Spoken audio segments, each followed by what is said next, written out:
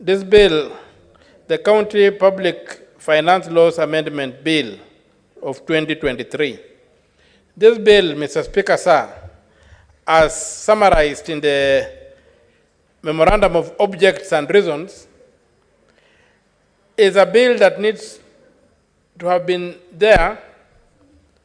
It's a bill that need not have been there, because this shows that when the National Assembly was enacting the Public Finance Management Act and other laws that govern county governments, it paid scant attention to the issues of how the county governments have to be operating. The county government right now is micromanaged. The county assembly is micromanaged by the governor, and as such, it becomes very difficult for the assembly to have a voice of its own. Because at the end of the day, it needs to go back to the governor for this or that. Much as the law says that a certain percentage should go this way, and a certain percentage should go that way. But if the money comes, leaves Nairobi when it has been put in the various funds, then the assemblies will have their autonomy. The Public Finance Management Act is one act that needs serious attention by this House. A lot of issues in that act are against devolution.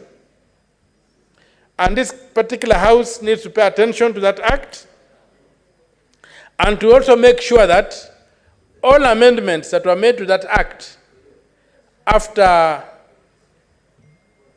2013, because the act was made when the National Assembly was the only chamber of parliament.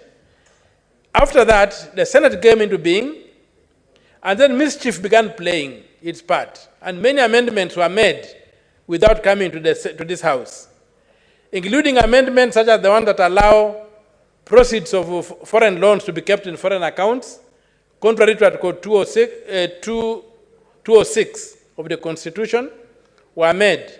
You have got something that's happening now whereby a lot of money is being stolen through procurement.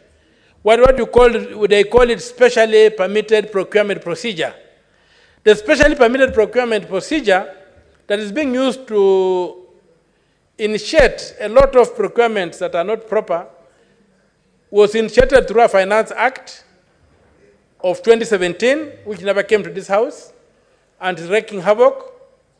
A lot of things like Adanis and all these things that have come around, if you look at it, it's as a result of the mischief that was done by the National Assembly alone after 2013 to the Public Finance Management Act. They introduced a lot of changes. So, this particular intervention that you are looking at the Public Finance Management Act to try and ferret out the issues that keep counties dysfunctional is very, very important. And I congratulate the Deputy Speaker for having the presence of mind to come up with this bill so that we can begin the journey to ensuring that we have got counties that from design are meant to work. You know, when you look at this particular section of the Act, it's like, Mr. Speaker, sir, I come to your home, I'm from a village, right deep in the village somewhere. I want to answer the call of nature. It's raining, and you tell me, I say, how can I get an umbrella? You say, no, here we don't have to go out there. You can answer the call of nature within the house. We have got a self-contained house. Then I go and I'm able to utilize it. Then when I finish, I say, Mr. Speaker, sir, when I go to my village, I'm also going to set up a similar house. And I'll put a toilet in that house. But to make sure that all villagers know that I have a toilet in my house, I'm going to put the toilet in the living room. I mess up with the design.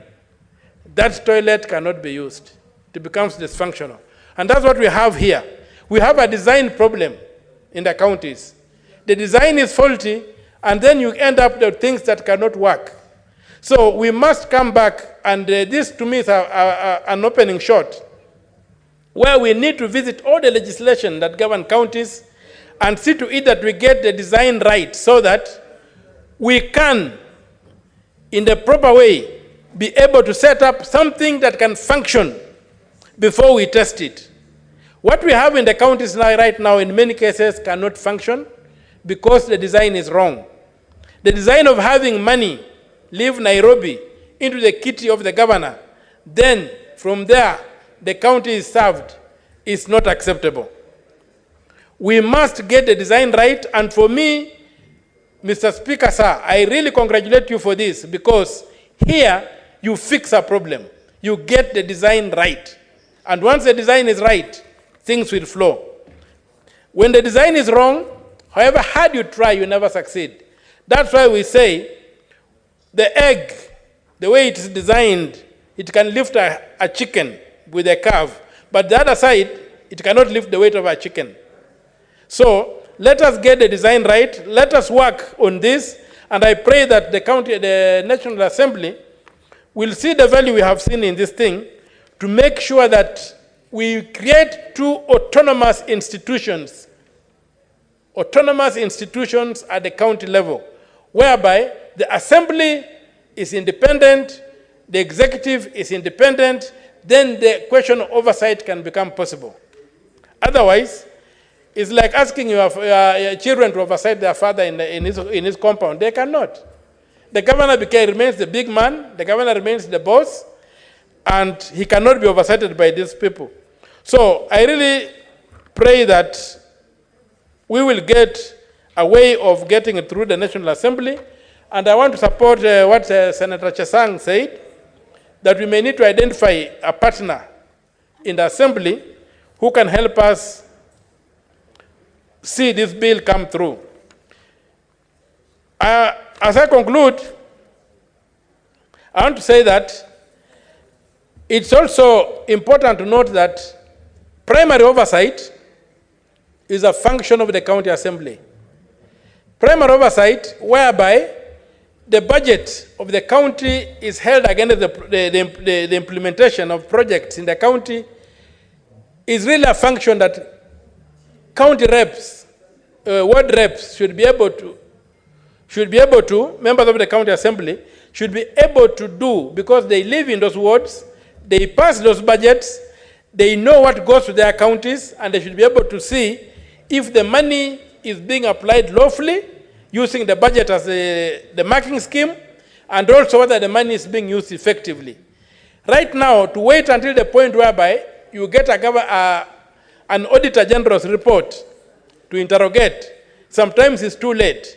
You find a lot of things are missing in that report, a lot of issues have been missed, and even if you are to intervene at that time, most of the time the horse has already bolted, and closing the gate does not achieve much.